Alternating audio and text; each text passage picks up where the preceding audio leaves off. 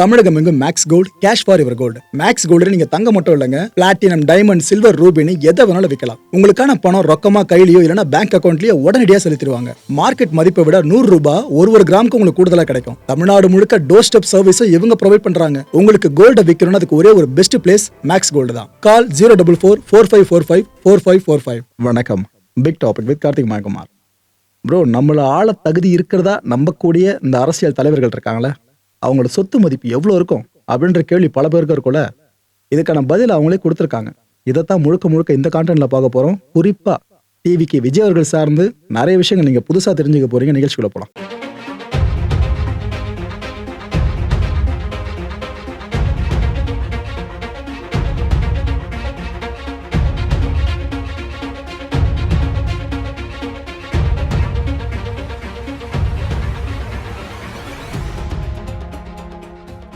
தாவேகா இந்த எலெக்ஷன்ல அதிகப்படியான அழுத்தங்களை ஃபேஸ் பண்ணிட்டு இருக்க ஒரு பார்ட்டினா மனசை தொட்டு ஒத்துக்கலாம் தாவேகான்னு சொல்லிட்டு. நின்னா பிரச்சனை, நடந்தா பிரச்சனை, வண்டி மேல உக்காந்தா பிரச்சனை, வேட்புமனு தாக்கல் பண்ண போலான்னு பிரச்சனை, பிரமாண பத்திரம் வெளியே வந்தாலும் பிரச்சனைன்னு எங்க திரும்பினாலும் பிரச்சனை பிரச்சனை பிரச்சனை. டிவிக்கு சார்ந்த அந்த அளவுக்கு அழுத்தம் கிரியேட் பண்ணப்பட்டு இருக்கு. ஆனா ஒரு பெருங்கட்சியா வரும் வாய்ப்பு இருக்கிறதா கருதப்படுறவங்க இது போல அழுத்தங்களை ஃபேஸ் பண்ணிதான் ஆகணும். திமுக சந்திக்காத அழுத்தங்களா, அதிமுக சந்திக்காத அழுத்தங்களா, எல்லா கட்சிகளுக்கும் பொருந்தும். ஸோ மிகப்பெரிய அரசியல் கட்சியா மாறணுன்ற ஆசை இருக்குல்ல, அந்த ஒரு தவம் இருக்குல்ல, அதை ஃபுல்லா அச்சீவ் பண்ணணும்னா இந்த ப்ரெஷர்ஸை ஹேண்டில் பண்ணி தான் ஆகணும். இதுல கூடுதல் ப்ரெஷரா ஒன்று சேர்ந்திருக்கு. அதை பத்தி சொல்லிடுறேன். புது வரவு தாவேகா மேல தேர்தல் அதிகாரி புகார் கொடுத்திருக்காங்க. என்ன விஷயம் தெரியுமா? கொளத்தூர்ல விஜய் அவர்கள் பரப்புரை செஞ்சாங்கல்ல, அந்த டைம்ல விதிமீறல ஈடுபட்டிருக்காங்க. அதாவது அவருக்கு அலோவ் பண்ணப்பட்டது 5 ஒலிபெருக்கிகளை மட்டும் தான் பயன்படுத்தணும்னு. ஆனா கிட்டத்தட்ட 30 ஒலிபெருக்கிகளை அவங்க பயன்படுத்தி இருக்காங்க. இது விதிமீறல் தாங்க. ஏன்னா இதனால பொதுமக்களுக்கு இடையூறு ஏற்பட்டிருக்குன்னு சொல்றாங்க. இதை சார்ந்து விஜய் அவர்கள் மேல பெரவலூர் போலீஸ் ஸ்டேஷன் இருக்குல்ல, அங்க வழக்கு பதிவு இப்ப பண்ணப்பட்டிருக்குங்க. இப்ப நடந்திருக்க விஷயம் அது.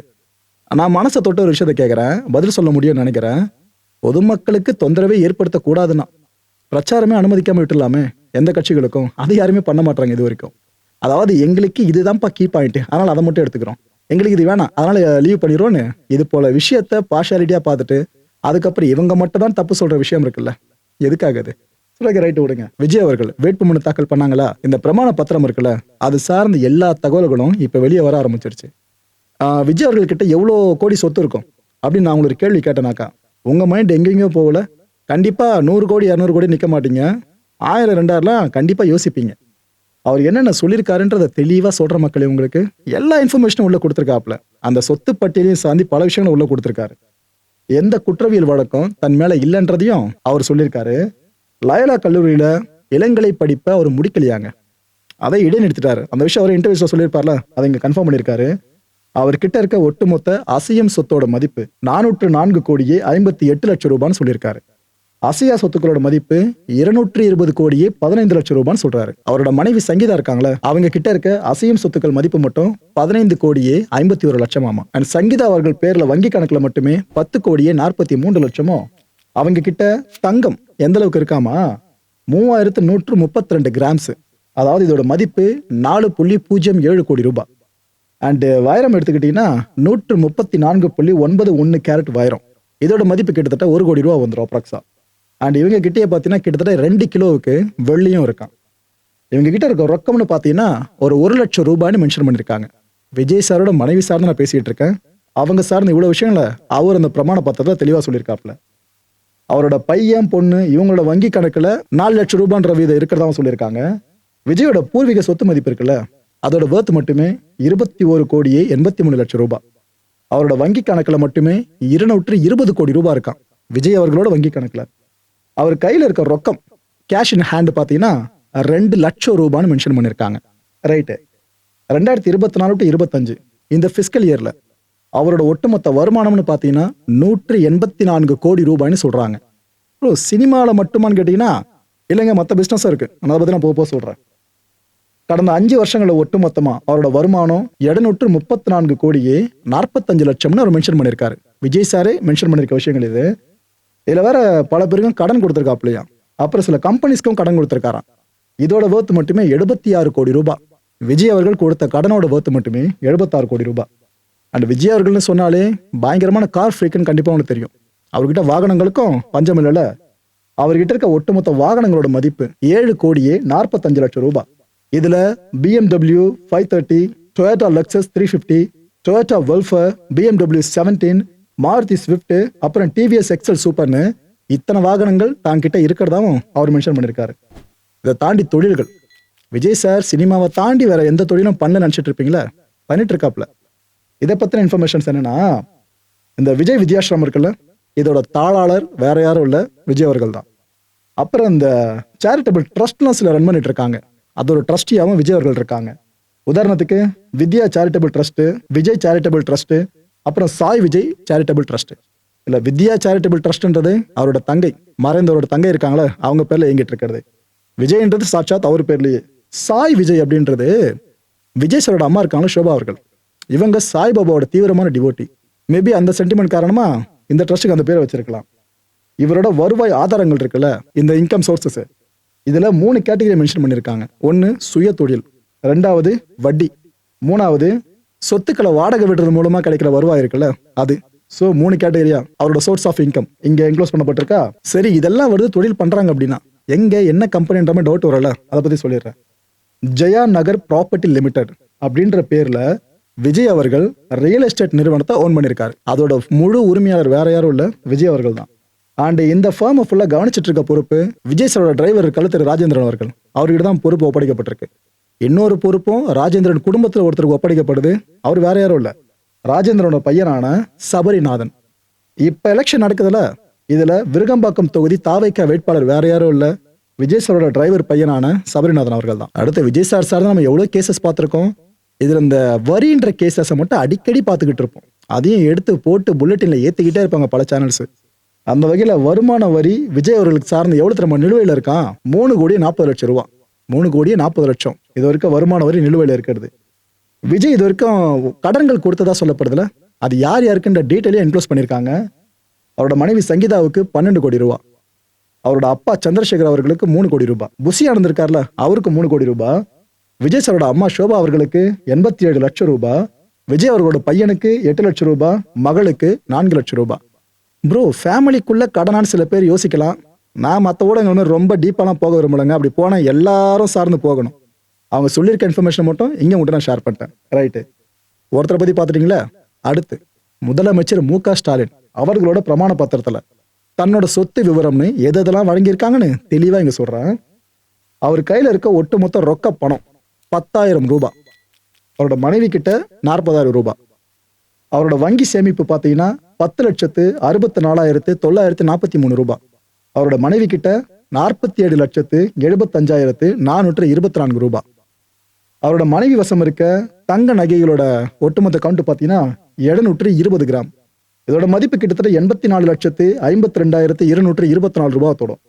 அண்ட் அசையும் சொத்துக்கள் சிஎம் அவர்கள் பேர்ல பாத்தீங்கன்னா 3,30,00,000 ரூபாய் ஒர்த்துக்கு இருக்கு. அண்ட் மனைவி கிட்ட பாத்தீங்கன்னா 1,32,00,000 ரூபாய் ஒர்த்துல இருக்கு.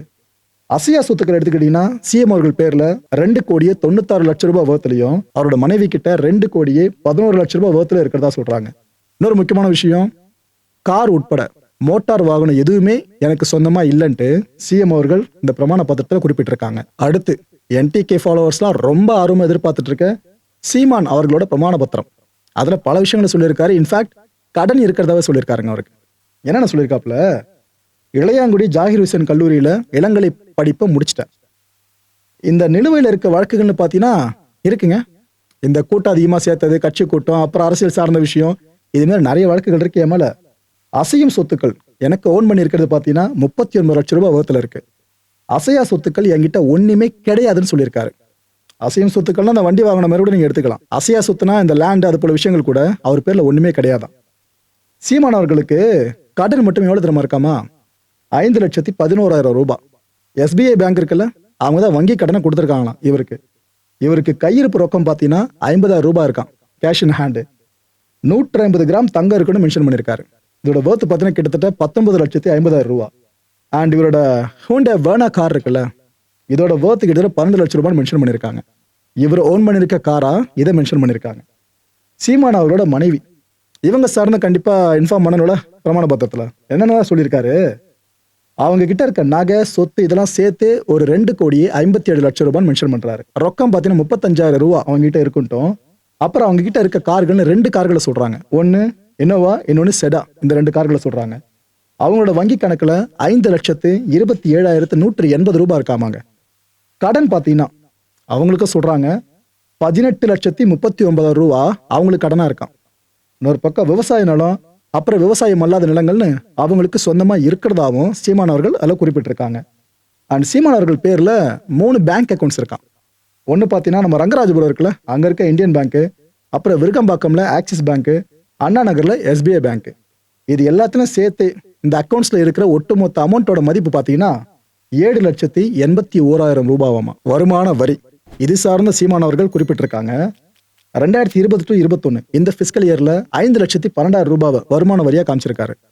2021-22 4,90,000 ரூபாய்ட்டும், 2022-23 பிசிக்கல்ல 4,90,000 ரூபாய்ட்டும், 2023-24 பிசிக்கல் இயர்ல 3,10,000 ரூபாயினும், 2024-25 இந்த பிசிக்கல் இயர்ல 6,60,000 ரூபாயினும் அவர் வருமான வரி சார்ந்தும் அந்த விஷயம் உள்ள டிஸ்க்ளோஸ் பண்ணியிருக்காரு.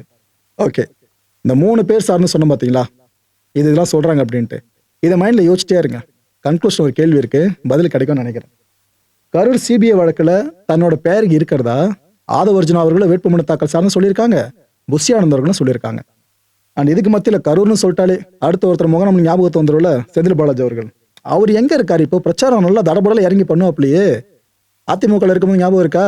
ரெட்டை இலைய தலையில வச்சுக்கிட்டு எல்லா ஊடகங்களும் அட்டென்ஷன் திருப்பினாப்ல. அப்பேற்பட்ட பிரச்சாரத்தை கொஞ்சம் பேர் போன ஆள் வேறையா. எங்க இருக்காருன்னு பாக்குறப்ப கரூர்ல தாங்க இருக்காரு. ப்ரோ, கரூர் தொகுதி அவர் இந்த வாட்டி இல்லையே, அங்க அவருக்கு சீட்டுல வேற இடத்துல கொடுத்துருக்காங்க கேட்டீங்கன்னா கரெக்ட் தான். திமுக வேட்பாளர் கரூர்ல பாத்தீங்கன்னா தியாகராஜன். இவருக்கு வாக்கு சேகரிக்கிறதுக்காக அவர் அங்க களமிறங்கி இருக்காரு. கரூர்ல செந்தில் பாலாஜி அவர்கள் போறாரு அப்படின்னாலே அந்த வேட்பாளர் மவுஸ் எவ்வளவு மேல போ நான் சொல்லி தெரிய வேணாம். இல்ல திமுக அதிமுக நான் சொல்லல, செந்தில் பாலாஜி அவர்கள் ஒரு பார்ட்டியில இருக்காங்கனாக்கா அந்த பார்ட்டி சார்ந்த கரூர்ல அபிமானம் பெருசா கிடைக்கும். ஏன்னா அவர் லோக்கல் அவ்வளவு விஷயங்கள் பண்ணியிருக்காருன்னு பேர் இருக்கும் பாத்தீங்களா, செல்வாக்கா. அதை வச்சு சொல்றேன். ஸோ தியாகராஜன் அவர்கள் ஆதரிச்சு செந்தில் பாலாஜி அவர்கள் பிரச்சாரத்தை அங்கே ஆரம்பிச்சிருக்காரு. நல்லா ஆரத்தி எடுத்து பொட்டு வச்சு மேலதளம் முடங்க நல்ல வரவேற்பு கிடைச்சிருந்துச்சு. கோடங்கிப்பட்டி இருக்குல்ல, அங்க இருந்தா இந்த பிரச்சாரத்தை அவர் ஆரம்பிச்சிருக்காரு. ஏன்னா ஆதவ அவர்களும் ஆனந்த் அவர்களும் மென்ஷன் பண்ணிட்டாங்கல்ல, எங்க பேர் இருக்குங்க அந்த கேஸ்லன்ற மாதிரி அப்படின்ட்டு. இல்ல அடுத்தடுத்த பேர்கள்னு யார் யார் வரும்னு எதிர்பார்க்கறோம்னாக்கா இவர் பேர் இருக்குமோன்ட்டு பல பேரும் ஐயப்பாரோடு தெரிவிக்கிறாங்க. ஏன்னா இவரும் CBI விசாரணைக்காக டெல்லிக்கு போயிட்டு வந்த விஷயம் கண்டிப்பா தெரிஞ்சிருக்கும். அதை வச்சுதான் இந்த சந்தேகத்தை பல பேரும் தெரிவிக்க ஆரம்பிச்சிருக்காங்க. ஓகே, திரும்ப நாம நேத்துக்கு ஒரு வீடியோ போஸ்ட் பண்ணது ஞாபகம் இருக்கா? அதாவது இப்ப ஒரு MLA சார்ந்து இந்த எலெக்ஷனை ஜெயிச்சிட்டார் அப்படின்னா அடுத்த அமைச்சராகிற வாய்ப்புகள் இருக்குன்ட்டு அதை அண்ணங்க அதில் கேட்டு சொன்னவோ மறுத்திருக்காருங்க.